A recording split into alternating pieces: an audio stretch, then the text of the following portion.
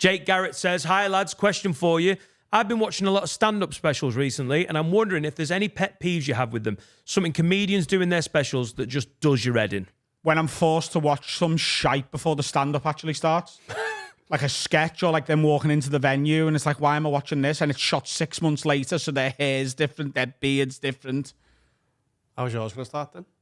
It's just going to start.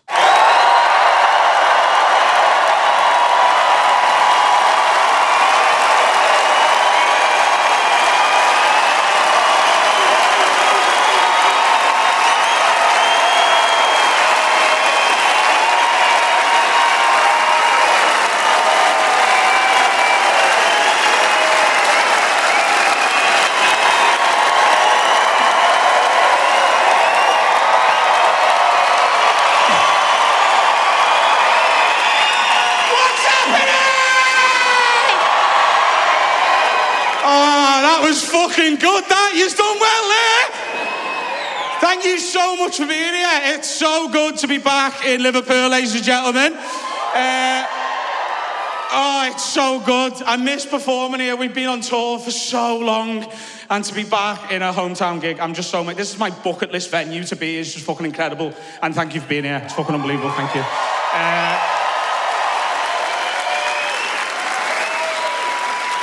This is sick.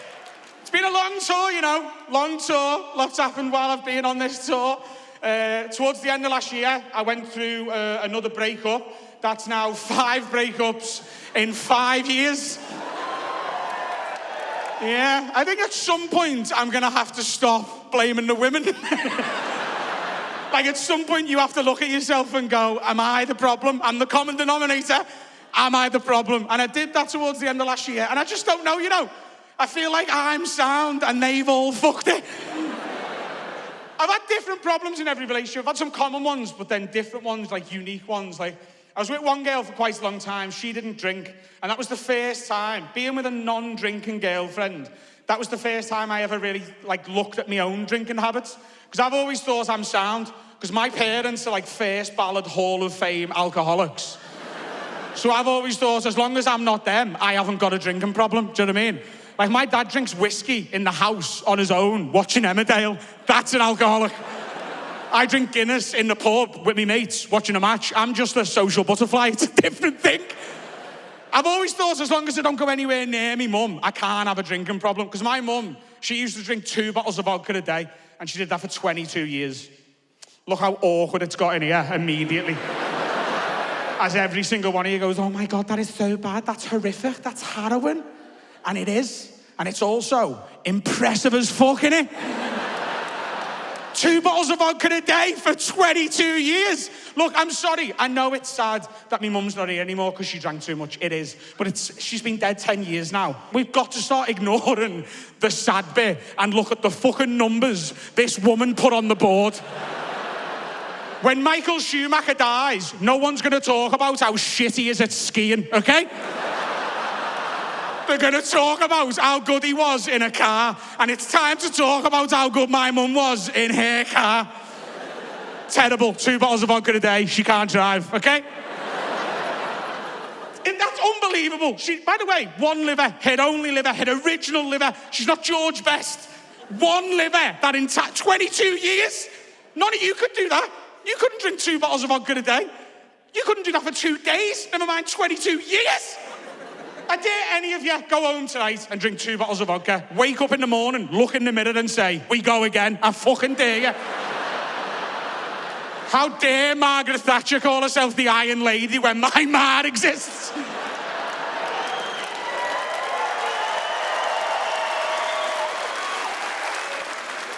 So I always thought I was sound. I'm not an alcoholic. I'm just a social butterfly. I just like a pint.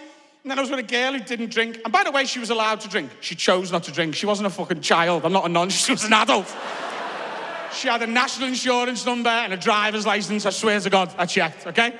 She chose not to. And people were always confused. They'd be like, how the fuck does your relationship work? You love a pint. She doesn't drink at all. What happens there? What happens if there's a party? What happens if there's a party? She gives me a lift there and back. And she never gets drunk and causes murder. She slags everyone off behind the back on the way home. Fucking wonderful woman. I didn't have any problem when I was drinking with her. The problem, like every other area of my life, was the hangover. I haven't got a drinking problem, but I've got a hangover problem. That is a fact. And it was just so amplified when I was with her. Because I don't know about you, when I'm hungover, I need empathy. I need food, I need Lucozade, and I need empathy. I need someone to hug me and kiss me and let me know I'm not dying. My hypochondria is through the roof. I need someone who's been through what I'm going through and can tell me that they survived it. No, babe, you're going to be fine. You're not having a stroke. You just need to lie down. Horrible being with a non-drinker. They can't empathise. They've never been in that situation. She just stood at the end of the bed judging me. Look at the state, yeah? Disgusting. Disgusting. You're a fucking joke. You're sweating. You fucking stink. The wind is steaming up. You've got quavers on your tits. Brush them off. Stop crying, you're a grown man. What are you crying for? Stop eating ham from the packet. Put that down. That was for me for work tomorrow. What am I going to have for work tomorrow now?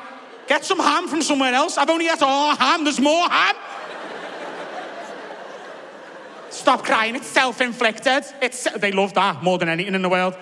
It's self-inflicted. It's self-inflicted. I know! That doesn't mean it's not fucking happening!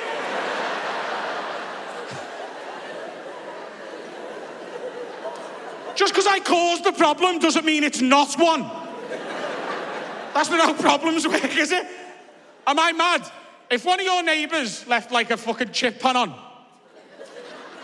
and their house was on fire and they were in the street while it was being put out, would you go outside?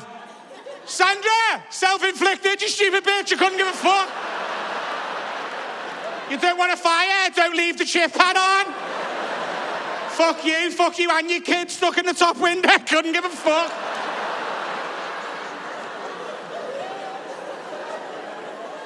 There's a girl on the third row here, horrified by that joke, by the way. It's like, oh my God, the poor kid. The kid's not real. I made him up. He's... No kids were burnt alive in the making of that joke, okay? The kid's alive and well. He was rescued by the fireman. He's alive. He's got AIDS, though, and I didn't give him AIDS. I didn't give him AIDS. The fireman did when he fucked him, when he got him out the building. The fireman had AIDS, and he fucked the kid, and now the kid's got AIDS. And I wasn't going to write that bit of the joke until you hated the first bit of the joke. So you gave a kid AIDS, so I hope you can live with yourself.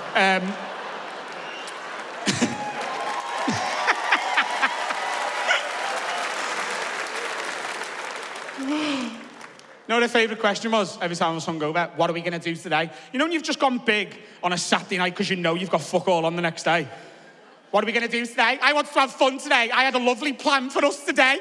No, I hadn't mentioned it. It was going to be a surprise. I wanted to do IKEA, the range, and a big B&M back-to-back.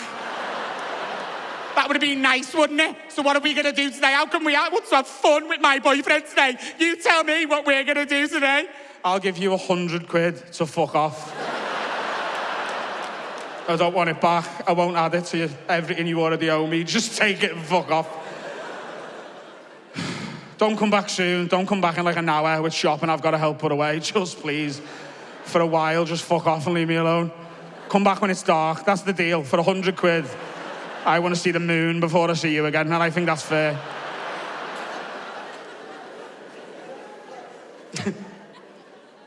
Don't you need me? Don't you need me to look after you? I know how to cry in the dark. I think I've got most of today sorted. You're going to cry in the dark all day, in between masturbating. Yeah, that's what I'm going to do. You can't be here for that. I've seen you wank before. You have, yeah? On Snapchat, and that is not what I'm going to be doing today. I've sent Snapchat wanks. You know when you start seeing someone, you exchange a few dirty videos. I'm all for that. If you're into it, I'm up for it. But that is not representative of real male masturbation. I put a show on Snapchat. Pull me pubes back to make me dick look bigger. Put a filter on it, give it dog ears and a tongue. Make sexy noises. Ah, I'm gonna come. Ah. A hangover wank doesn't sound sexy. Sounds like a 7-minute asthma attack. With a hiccup at the end. In the dark, using your tears as lube. Horrific. Don't even clean it up, just come on your belly and rub it in. Horrific. Don't fucking judge me, ladies near the front. Look him in the eyes now and ask him if he's ever had a come on the belly rubby and wank before, because I'm telling you right now, there isn't a man alive who's never done that. We're all lazy. Come on your belly, rub it in, an hour later, peel it off in the bin. Why would you waste toilet roll?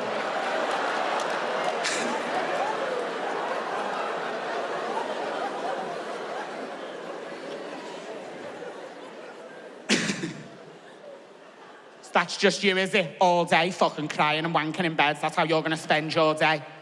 Until about 5 o'clock, yeah. And then the chippy opens and I'll be fine. Nothing better than reaching chippy time on a hangover. I've lived in town for the last 2 years and everything's open all day. I can't live like that. I need the rules in place where the chippy doesn't open till 5 o'clock. I need to be forced to wait because I can't make myself wait. The apps like Deliveroo and Uber Eats, I can get Wagamamas at 11 o'clock in the morning. That should be illegal. I can go boop, boop, boop, boop, and a Japanese man 2 miles away has to make me ramen in the morning.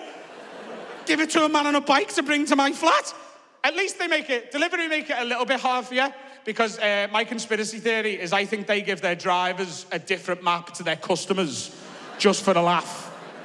Because they must be doing that, because they can never find me. And I lived in the most findable building in Liverpool. I lived on the Albert Dock in a building called the Copper House. Like, the Copper House has got the Copper House written in human-sized letters on the front of the building, and it overlooks the most famous area of the city. Everything Liverpool has ever done is the Albert Docks.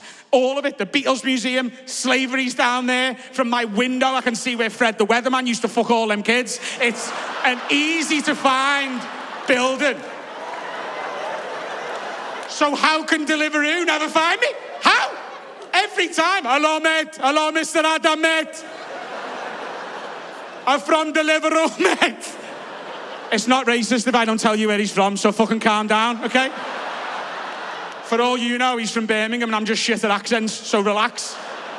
Hello, mate. Deliveroo, mate. Got your dinner, mate, but can't see you, mate.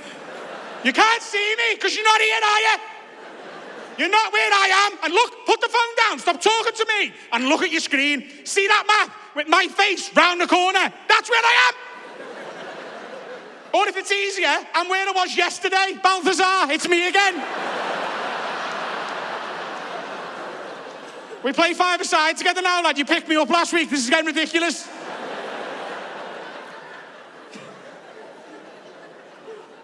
But I'm in the suburbs now. I've moved out of town, moved near Sefton Park, back near my favourite chippy, and it doesn't open till 5 o'clock. Bliss. And by the way, by chippy, I'm sure all the Scousers in know this, but there'll be a few people visiting, okay? By chippy, I mean Chinese food. This doesn't happen anywhere else, but in Liverpool, every single chippy, every single fish and chip shop also does a full Chinese menu. And I know the non-Scousers are looking at me going, what the fuck are you talking about? Here's the thing, I don't know. The Chinese were given a contract about 200 years ago. And they're refusing to give it up.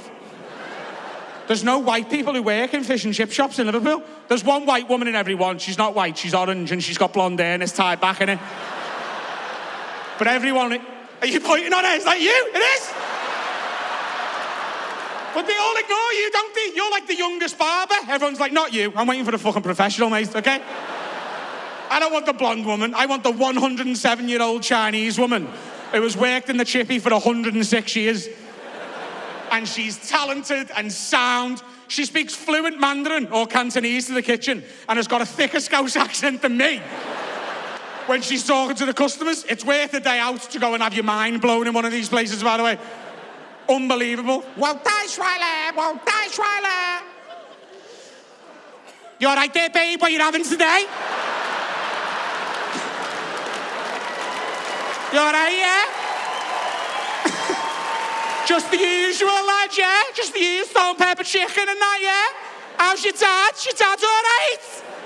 Tell him I was asking about him. I love you, dad, yeah? Just one sec. Well, Schweiler.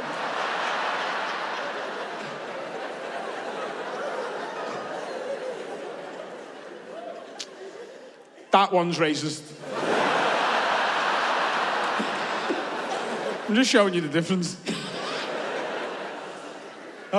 So, single.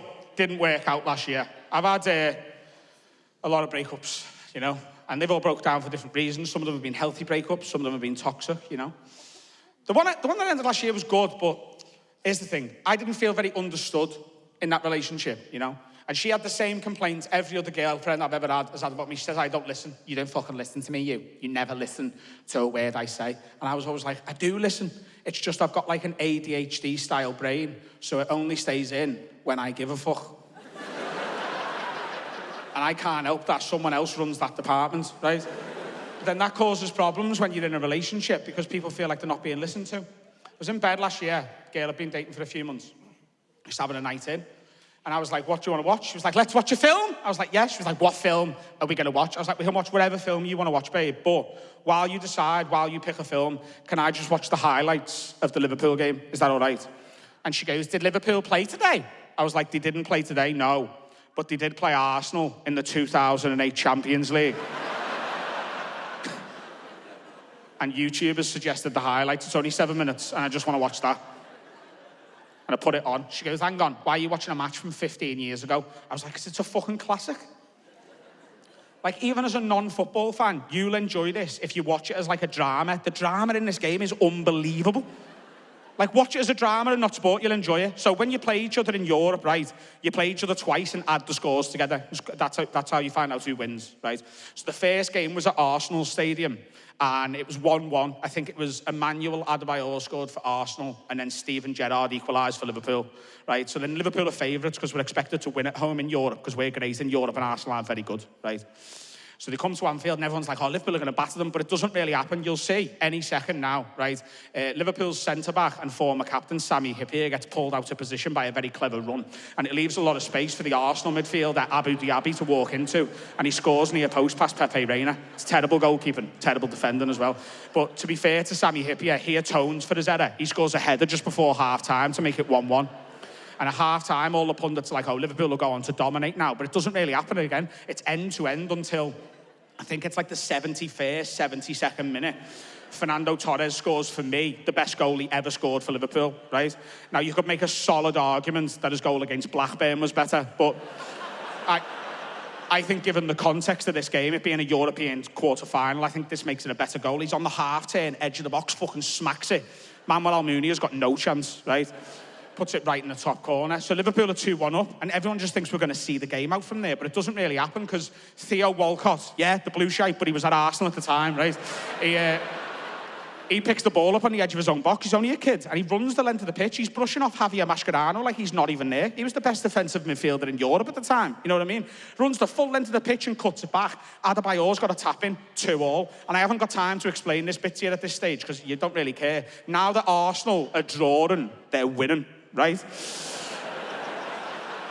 So Liverpool need to score, and you'd expect when you need to score to leave your striker on, but Rafa Benitez, the Liverpool manager, inexplicably at the time, takes Peter Crouch off and puts Ryan Babel on. Everyone's like, what the fuck's he doing here?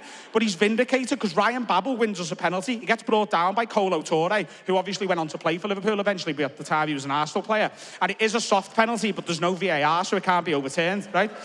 Steven Gerrard, as you would expect, scores it and Liverpool go 3-2 up. So then the drama flips the other way. And Arsenal now need a goal. They need to score, so they're drawing, so they're winning again, right? So they're attacking us, and late on, we counter-attack. And Ryan Babel, the man no fan really wanted on the pitch at all in the first place, not only does he win us that penalty earlier, he scores this goal as well. And Liverpool win 4-2 and go through to the semi-finals. And she said, what's my middle name? I was like, I don't know. I've got no idea.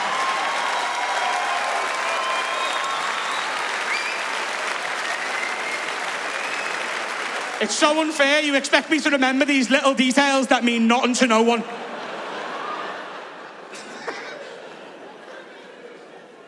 He's either an Arsenal fan or an Everton fan, but he's off.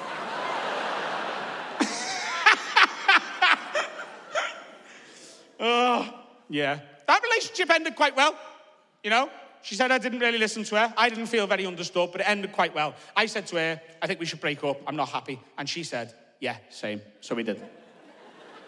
I've had toxic breakups before. I had quite a well-documented one, because I documented it. And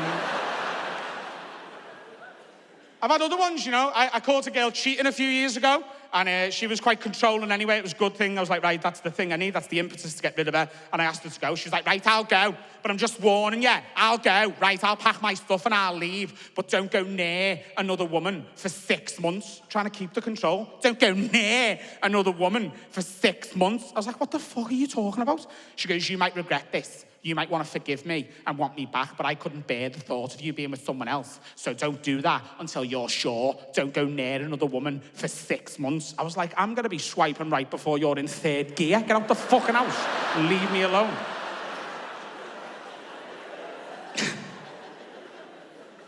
And then she tried to hurt me, you know? You know when someone's upset and they try and hurt you because they're hurt, they don't want to discuss the issue, do they? Because they're wrong in the issue. She tried to upset me. She went for a very common female insult. She went, just so you know, not that it matters anymore, just so you know, while we've been together, I have faked like half of my orgasms. Just so you know, while we've been together, I have faked like half of my orgasms. I was like, have you? Yeah?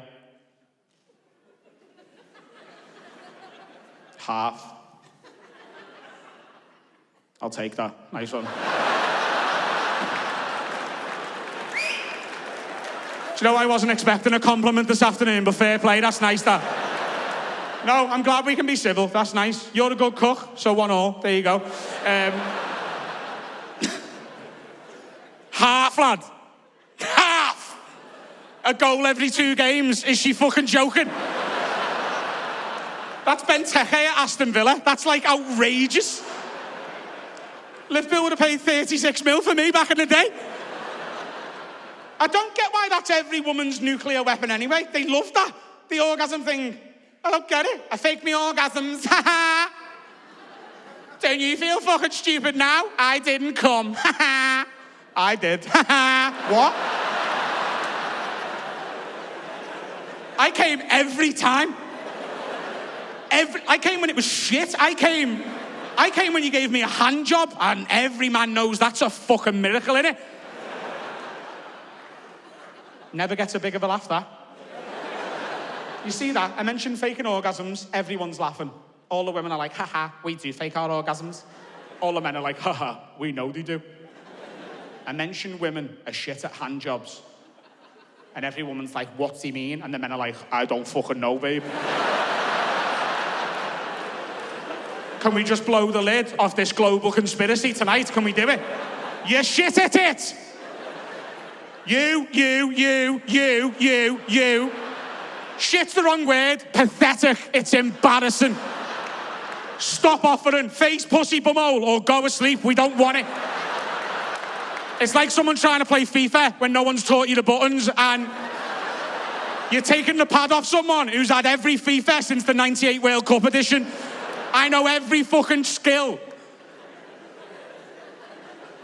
And you're all arrogant with it. You've all got this confidence with, like a cyclist wearing a GoPro. Me ex said I'm good at it. What's that? Are you trying to make mashed potato? Because that's what it feels like. You're trying to get the lumps out of me dick.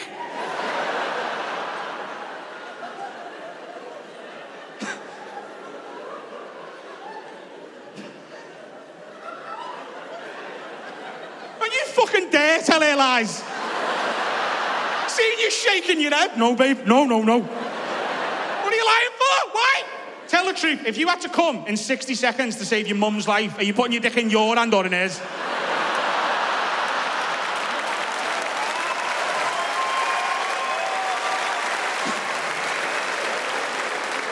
Different when there's a fucking life on the line, lad, isn't it?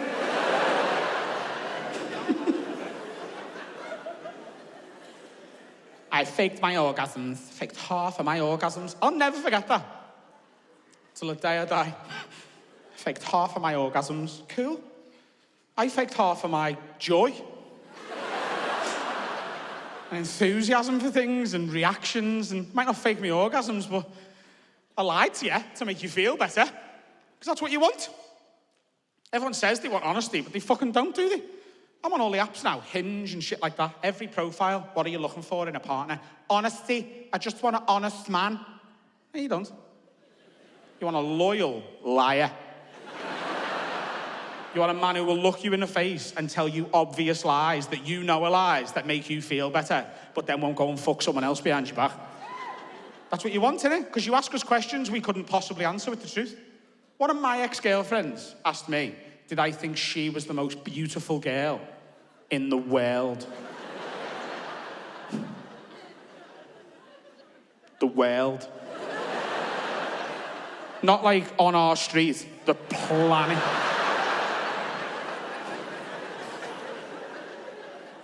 I knew she wanted to lie, so I nailed it. I was like, of course you are, babe. Beauty is in the eye of the beholder, and I'm the beholder, so you are the most beautiful girl in the world. She was like, thanks, babe. I was like, yeah, because I fucking lied. Didn't want the truth, did she? No, you're not. You're not in the top 10 million. And statistically, that's still sound. There's 7 billion people on the planet. I couldn't have even done it nice. That'd have caused murder, wouldn't it? No, I'll tell you what, babe. How can I answer that question nicely? Tell you what, take yourself out of it. Don't even think about you. Pretend the question's not about you for a sec, right? Pretend you haven't even asked me. Now just look at me, right? And imagine you'd never seen me before in your life. Me. And imagine someone pointed at me across the street and said, hey, see him. He's in a relationship and shagging the most beautiful girl in the world.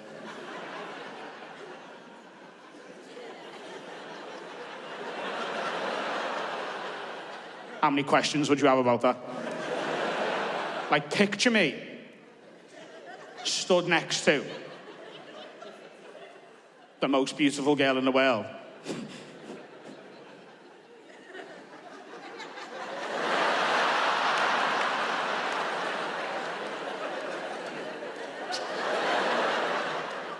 Don't be fucking stupid. Not the only question I've had to lie to before, you know. What are you thinking? I had to lie about that all the time. Women love asking men that. What are you thinking? What are you thinking? What are you thinking? I'd love to come on Sydney Sweeney's big fat tits. Do you know what I mean? Oh, you meant for dinner?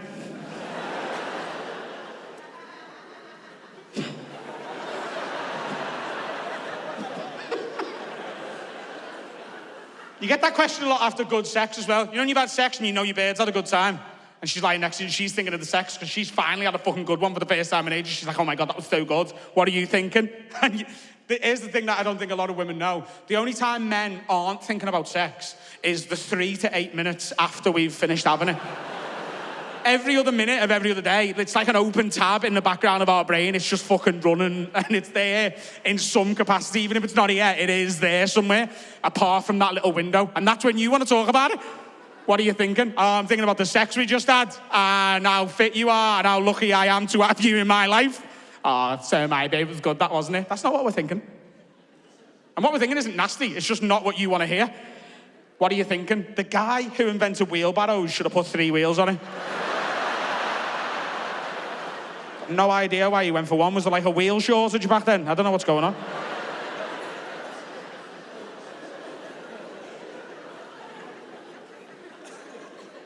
And we might not fake our orgasms, but we do fake our reactions to stuff, you know, for you. Every man in this room knows if your girlfriend shows you a video on her phone that she's found on the internet, Instagram Reel, a TikTok,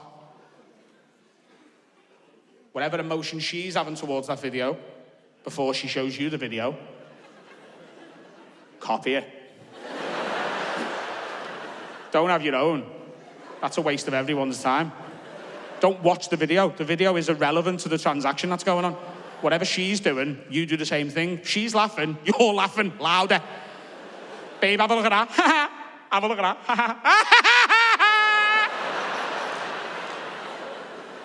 Aw, babe. Oh.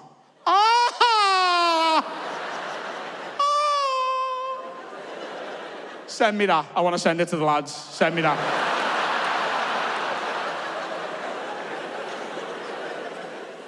And for some reason, if you've already seen it, you can't tell her.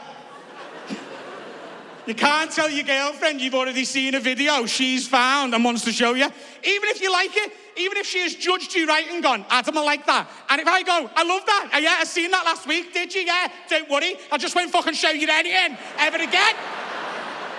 They don't react like you've seen the video. They react like you've gone, forget that video. Your mum's a fat whore and it's time we talk about it.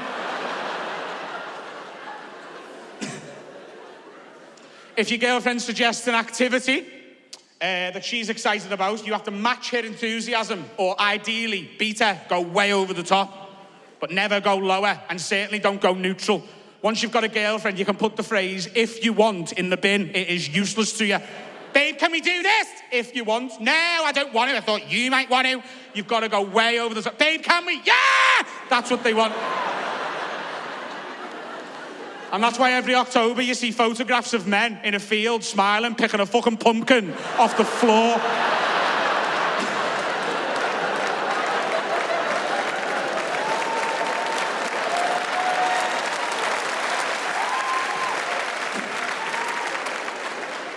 You were clapping over your head then, and she was like, no, fucking pack it in, no. Because you didn't want to go, did you? But she was excited. Babe, on Sunday, can we go and pick pumpkins? Yeah! I'd fucking love to, Sunday! And you know I'm going out Saturday as well, but that's good, that. Sunday morning gives me a reason to get up. I can't overdo it Saturday night. I like how you're thinking. And why would we go to Tesco and get one? That's too fucking close, that. Let's go to Ormskirk and do a day's unpaid labour.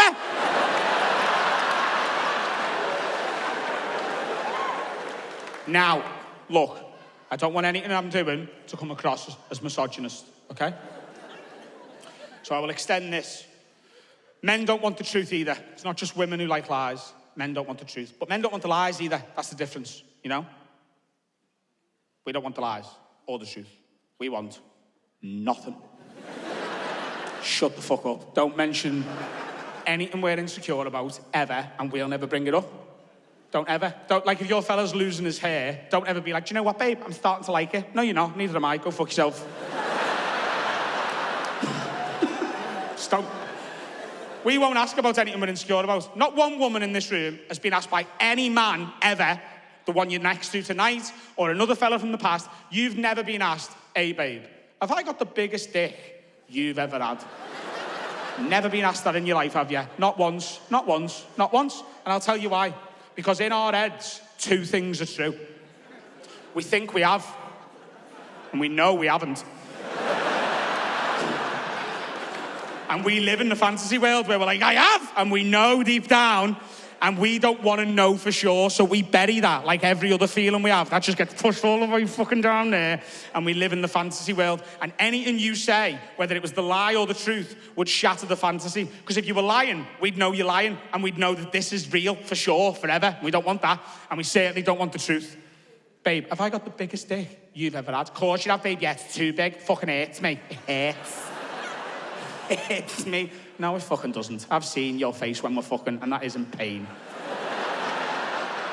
It's tolerance. That's what it is.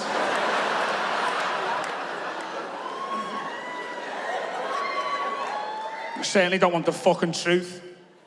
Babe, have I got the biggest dick you've ever had? No, babe, you're like fifth, actually. Fifth, yeah? Did you just put my dick in the Europa League? Is that what you've just done?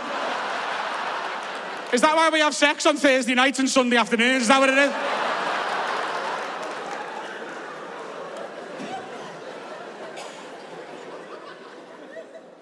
We've all got our insecurities. I've got mine, you know?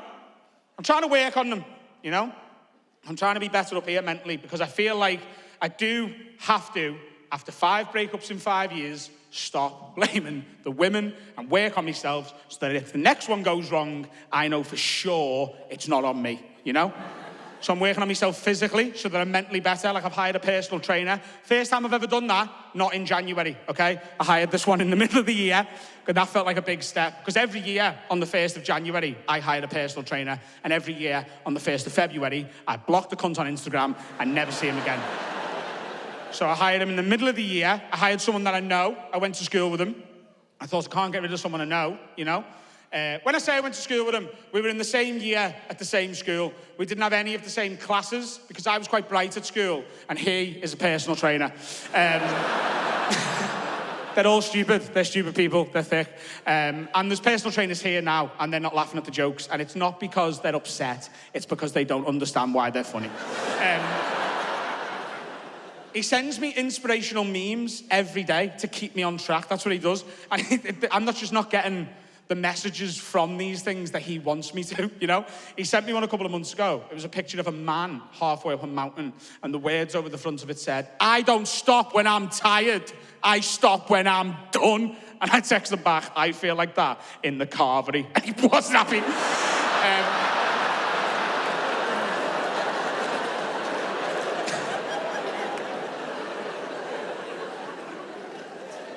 The physical's not the most important. Working on yourself mentally is the most important thing, you know? I've mentioned a few times on the podcast that we do that I suffer with like hypochondria and health anxiety. I've never really talked about it on stage before because I don't think everyone really knows what it's like or what it is. Hypochondria and health anxiety is just the constant catastrophization of your health. Like if I get like an itchy hand on stage sometimes, right? My brain doesn't just go, "Itch your hand." It goes, "Right, Adam, keep doing your jokes and that, lad, yeah? Don't fuck up, don't fuck this show up." But at the same time, you are itching your hand there, and nothing has touched your hand since you come on stage, so that's coming from within the hand, that. So that's probably a big problem. That's like skin cancer or something like that. You're probably going to lose your right arm to skin cancer any day now, and you've probably spread it to your left hand now that you've scratched it with your left hand, so you're going to lose both your arms, and at your shows next week, you're going to have to leave the mic in the mic stand, lad, and that's going to look fucking weird. You don't normally do that, do you? And you've got footy on Tuesday. What happens when you go for a header and you look like a javelin? That's going to be fucking shit as well, isn't it? It's exhausting, and it's all day, every day with any minor little health problem. The problem with health anxiety that I've found is eventually a stopped clock is right twice a day. Eventually you're going to think you've got something and you're going to have something wrong with you. And last year I found out I did have something wrong with me. I went for a full body MRI scan, right? Now, for a full year, just over actually, I knew I had a very serious neurological condition. I knew, okay? From February 22 to March 23, I knew. It's a serious neurological condition called multiple sclerosis, MS, right? And it affects your motor skills and your speech. And I Googled my symptoms, and I then went to a friend of mine who's a GP, and I was like, "Here's my symptoms. I've got the constant urge to swallow. And what's happening is I'm swallowing all my saliva, but the urge isn't going away. And then I'm swallowing nothing, and I'm choking, and it's terrifying. I'm getting pins and needles all the time. I'm getting shakes, like my left hand will shake like mad. I'm sweating a lot. I'm always exhausted, no matter how much sleep I get. And the worst one, especially as a comedian, I can't always articulate my thoughts. Like, I know what I want to say, but it just won't come out my mouth." And he was like, "Yeah, it does sound like MS, but don't worry, it's not like life-threatening, but it will affect your motor skills and your speech, and you need an MRI scan to confirm it." And I was like, "Do you know what I'm going to do? I'm going to ignore it and hope it goes away. That's what I'm going to do." And I did. I put it off for a full 13 months. March of 2023, I was going to Belfast to do some shows, right? And I was flying from Liverpool John Lennon Airport to Belfast City Airport, and that's a 25-minute flight. And I was shitting myself. I was anxious. First of all, I'm anxious because I don't like flying. Second of all, I'm anxious because for a full year now, all day, every day, I'm thinking, "I've got MS, I've got MS, you need to deal with this eventually, I've got MS." And the third reason I was anxious, I thought I was going to be late for my gig, because the 25-minute flight that day was delayed by 2 hours, right? I don't know how that happens, 25-minute flight delayed by 2 hours, but it was. A few minutes later, I got a welcome distraction to take me away from my anxiety. There was two people who were getting on my plane, a man called Kevin and a woman called Samantha. And I liked Kevin, and I didn't like her. I didn't like the way she spoke to him, and he didn't deserve it, okay? And I wish I could tell you this story without giving you this next piece of information, but it's important. They weren't a couple. Kevin was disabled, and Samantha was Kevin's carer. I'm not going to take the piss out of disability. I wouldn't do that. My mum was disabled before she passed away, and it's 2024. And I also accept not all disabilities are visible, but some of them are, and Kevin's was. You can fucking see it a mile off, okay? And you need to know that. So a few minutes after they announce, "Flight 2179 to Belfast has been delayed by approximately 2 hours. Please await further updates. Thank you." A few minutes after that, Kevin took his right shoe off, and he threw it the full length of Liverpool John Lennon Airport, right? And when he did, I laughed like you did then. A little giggle. I was like, it's quite funny, that. I've never seen anyone laugh like him. He let out this beautiful maniacal laugh. He threw it.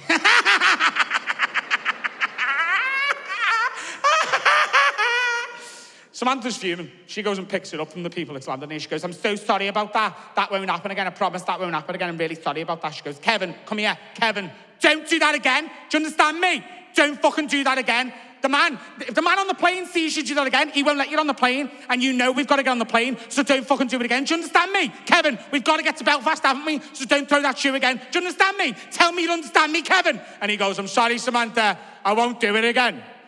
When he said that, I set a timer on my phone, right? I was intrigued. I wanted to see. And I was right to do so. And I'm so glad I did.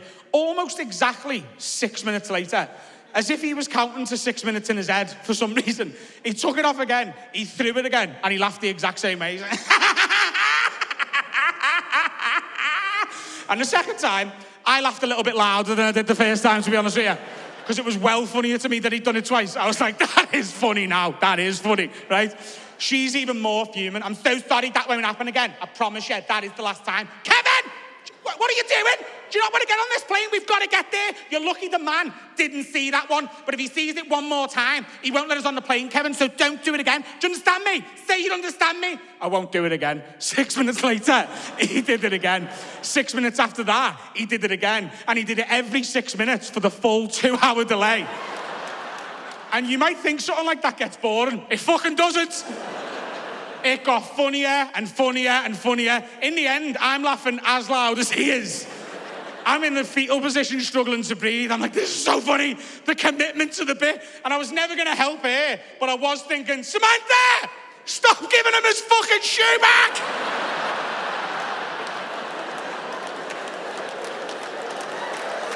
Make him throw the other one, for fuck's sake.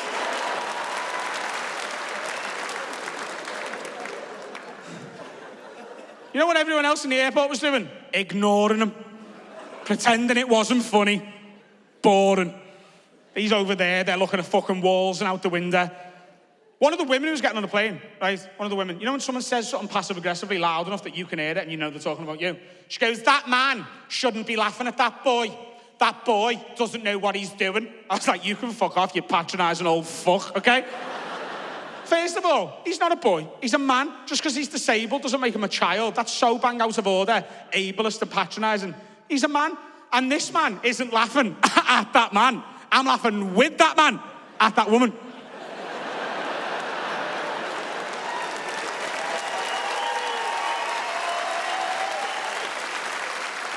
He knew.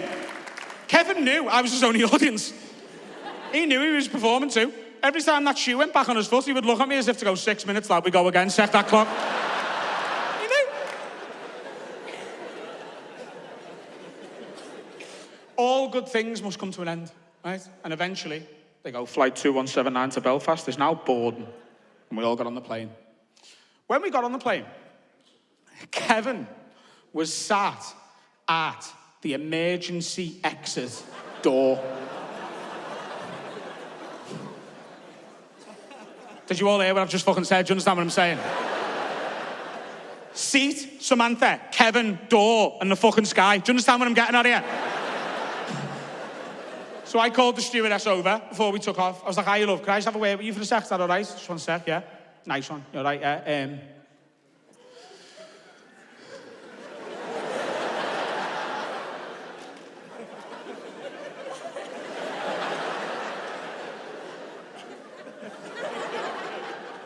Absolutely fucking not. Not happening. She goes, what's the matter, Mr. Rowe? I was like, what do you mean, what's the matter? Do you know who that is? You don't? Right, well, this is Kevin, and I'm not being a grass or anything, but he's been throwing his shoe down the airport for 2 hours. And he was told 2 hours ago if he did it one more time, he wouldn't be allowed on the plane, so... No, I'm not saying he shouldn't be allowed on the plane, love. I'm saying he can't be part of the fucking crew. You've got him working here, girl. She goes, we can't move him. That would be discrimination. I don't give a shit what it is. Not all discrimination is a bad idea. Let's move him and save 200 lives, eh? Me and you. I'll get his arms, you get his legs, and we'll lash him to the back. She goes, Mr. Rowe, calm down. It's only a 25-minute flight. Is it, yeah? Well, he's going to open that door 4 times.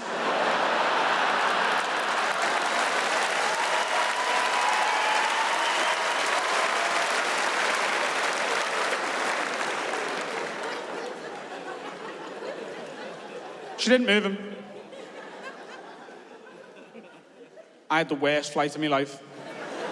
I don't know how I convinced myself to stay on the plane. I was fucking shitting myself. Spent the entire flight looking fucking down and then nervously glancing in his direction. And he must have heard what went on with that stewardess, because every time I looked at him, he put his hand on the door and burst out laughing.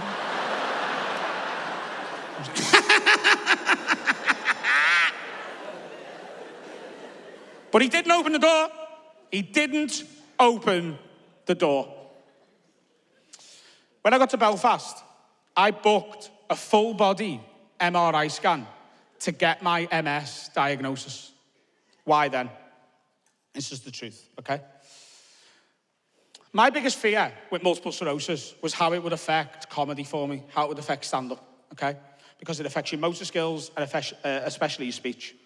And I've always been able to use stand-up to deal with the negative things that happen in my life. A bad breakup, I'll write jokes about it. Me mum being an alcoholic, I'll write jokes about it. Me mum passing away, I'll write jokes about it. I use stand-up to get me through the bad things that go on, okay? And I didn't know whether I'd be able to do that with MS, because I thought it might take stand-up away from me, because one of my favourite comedians of all time is Richard Pryor, and he got diagnosed with MS. After his MS diagnosis, he never recorded another stand-up special ever again. And I knew that. And I was terrified that if I didn't have this to deal with it, I would never be able to own it and see the funny side of it. Would I be able to own having a disability like that and see the funny side of having it? And I didn't know whether I'd be able to do it until I seen Kevin. And I don't know what disability he's got, because I never got to speak to him, and I probably never will now. But whatever he's got, he's fucking owning it. And if you don't think he's owning it, you haven't really thought about the story I've just told you. Because the fact he didn't open that door means he knows full well he should not have been throwing that fucking shoe.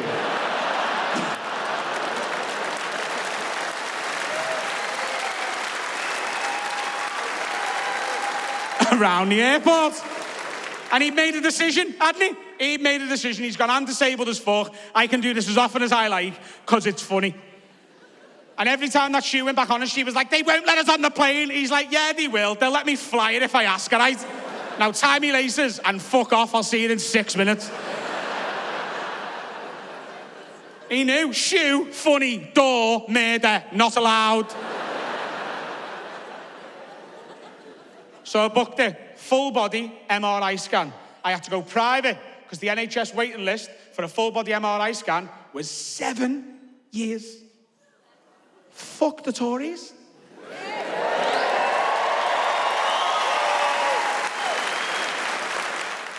Now look, a full body MRI scan cost me £2,549 plus VAT. Now, full disclosure, to get diagnosed and checked for MS, you only actually need a scan of your brain. And I could have got that for £2,529 plus VAT. But I couldn't figure out why my brain was £2,500 and the rest of me was 20 quid. So I went with what seemed like the bargain deal, right? And I go down to London and I see this doctor and I tell him all my symptoms and he looks really worried. He's like, right, okay, Mr. Rowe, we'll put you in the scan straight away. Takes between 40 and 60 minutes and then you'll go and wait in the waiting room for 2 hours approximately and then I'll give you your results the exact same day. And I was like, great. And I did the scan and I went to the waiting room. 5 minutes I was in that waiting room, 5 minutes. And he come in and he goes, Mr. Rowe, can I take you through your scan immediately, please? And I was like, oh yeah. He's seen in 5 minutes what it normally takes him 2 hours to find. Not only have I got multiple sclerosis, I've got fucking loads of sclerosis, mate. I'm the first person to ever be diagnosed with millions of sclerosis.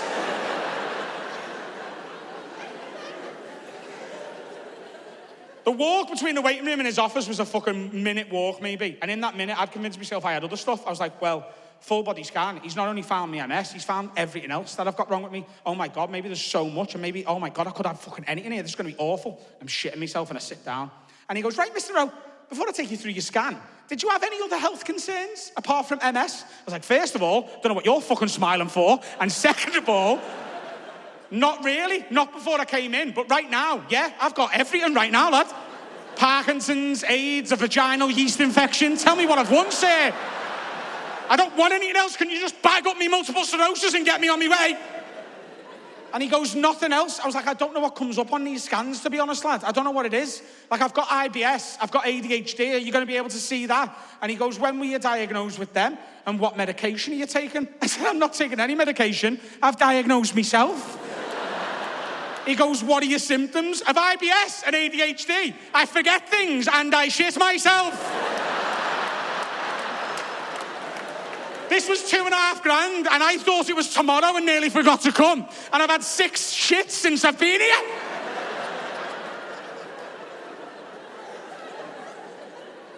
Can you show me my scan, please? And he goes, right, Mr. Rowe, we're going to start with your ankles. I went, no, you're not. Start with my head.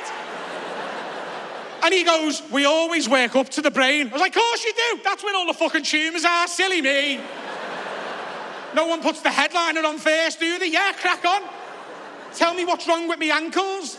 And he goes, well, both your ankles and your lower back have got a lot of wear and tear. I was like, great, tell me how to fix it. He goes, you can't now. I said, why are you telling me about it then? He goes, it's not ideal, but it is quite normal for someone your age and shape. Shape? Not weight, not size, fucking shape, lad. This is quite normal for someone who looks like a golf ball sat on a tee, Mr. Rowe.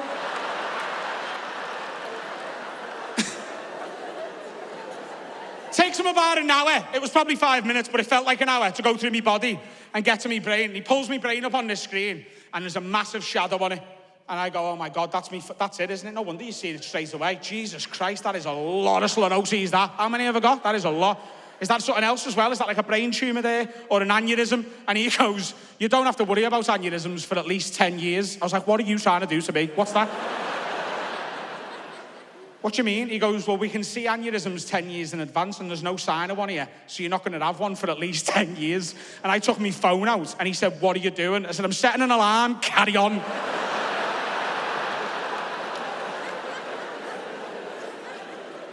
I go, so is the shadow just MS then? And he goes, no, Mr. Rowe, that's just a bit of stress, nothing to worry about. I'm very pleased to tell you, you don't have MS, there's no sign of it here. I was like, and you led with me ankles are fucked. I said, so what's wrong with me, lad? What's going on? Tell me what it is. I paid $2,500. I need answers because this is affecting me day-to-day life. I can't speak properly. I'm shaking all the time. Constant pins and needles. I've got this urge to swallow. I always need liquid. I have to have multiple bottles of water on stage. I'm exhausted all the time. I'm sweating like mad. I need to know what's wrong with me. I need a diagnosis today. I'd paid $2,500 and I had a hangover.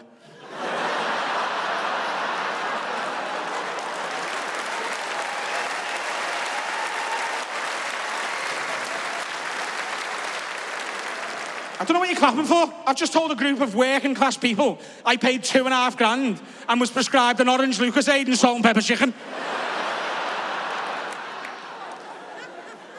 I dismissed it at first. I was like, I'm not hungover, lad, because I didn't have a bevy yesterday.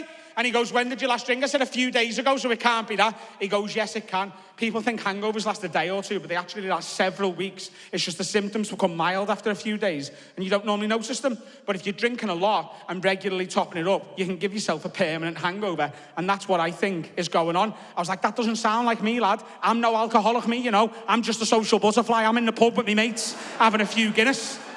And he's like, well, how much do you drink? I said, I'm normal. I know people who drink more. I know people who drink less. And he goes, well, normal for a UK adult is 14 units per week. Is that what you stick to? I said, is that 14 pints? And if so, still not really, no. And he goes, 14 units is about 4.3 pints of lager. I said, and that's normal in the UK. Who are you asking, year 5 school kids? 4.3 a week. If I'd had that today and you said, have you been drinking? I'd say no, and I would pass a lie detector. 4.3 a week. Do you know how embarrassed my mum would be if they were the numbers I was putting on the board? I'm the son of the goat, lad.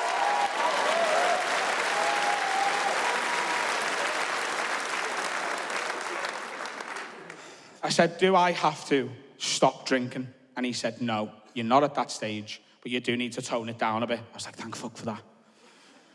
It's mad when a doctor's right. And I knew he was right. Do you know, I knew he was right. He told me about other symptoms I hadn't told him about. He was like, bet you get a race of mind, don't you? Bet you've constantly got something going on in your brain going, what about this, what about this, what about this, what about this? I was like, yeah, it's there sometimes. I thought that was ADHD though. He goes, it can be, but it's amplified by how much you drink and the anxiety that your hangover's causing. He was like, is it bad at night? I was like, of course it's bad at night. It's the worst time for it. I'm sure there's people in here who get intrusive thoughts like me all the time. And I don't act on the violent ones. You know, when you're on a train platform next to an old woman, you think, I could fucking push her in front of it. I don't act on any of them, but like, the ones that keep you awake, they're the worst ones. Anyone who's got anxiety knows what I'm talking about. Anxiety is like having an enemy who lives in your head, who reminds you of things at the worst possible time. What about this, Adam? Do you remember this? Do you remember when you didn't do this? You know, you should have done this. What happens if this happens? It's awful. And it's always when you're just going to sleep. Let's say it's 6 a.m. I've got a flight sometimes, right? So I've got to be at the airport for 4. Got to be up at 3. It's 11 o'clock. I'm going, right, if I go to sleep now, I'll get 4 hours kit. And if I go to sleep now, I'll get 3 hours and 47 minutes kit. And if I go to sleep now, I'll get 3 hours and 11 minutes kit. That's when my brain will pop up. Adam. Adam. Adam. Adam, wake up. It's your brain. No, I won't remember in the morning. I've got to tell you now. You're right, lad, yeah? Well, first of all, I'm sure you already know this, but there's like 7 parking tickets in your car.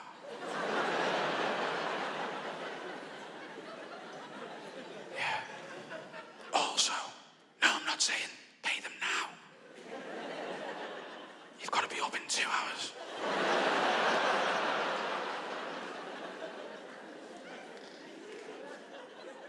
Just think about them.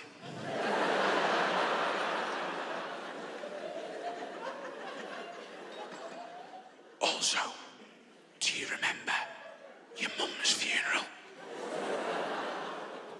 It was an awful day, that, wasn't it? Really sad. But you didn't cry. It's mad, that. Why do you think that was? Because you were overwhelmed with emotion, yeah, pushed it down. I know that, and you know that. But everyone else at the funeral just seen you not crying. Do you think they seen you as like a bastion of strength, being strong for your dad and your brother? Or do you think to this day they all just think that you're a heartless prick?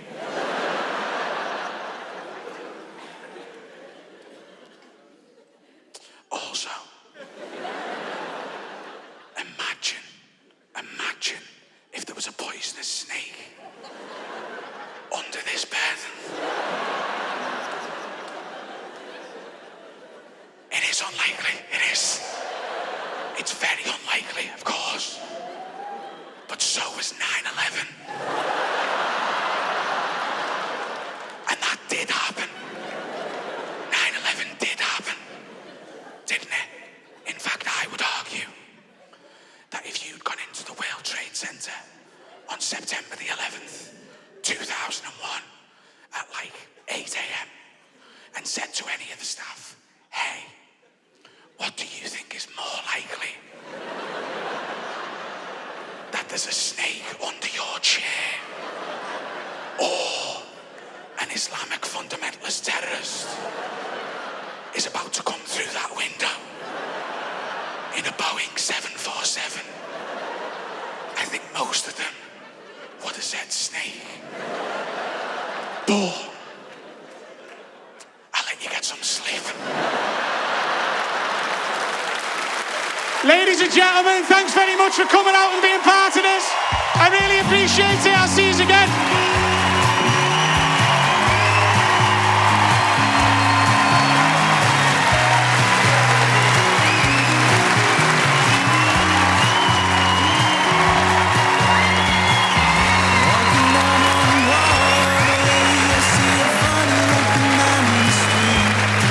There's a girl on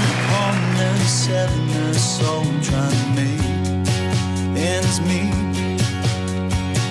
I see the signs and I see the lights. No, there's no place that I'd rather be. Walking down on Broadway in Nashville, Tennessee. I finally feel like I belong. The city's singing my favorite songs. The cold beer and sun, it's all that I need. So lead me home to Nashville, Tennessee. Walking down on Broadway, I see a funny looking man in the street. There's a girl on the corner selling her soul, trying to make ends meet. I see the signs and I see the lights. No, there's no place that I'd rather be. Walking down on Broadway in Nashville, Tennessee.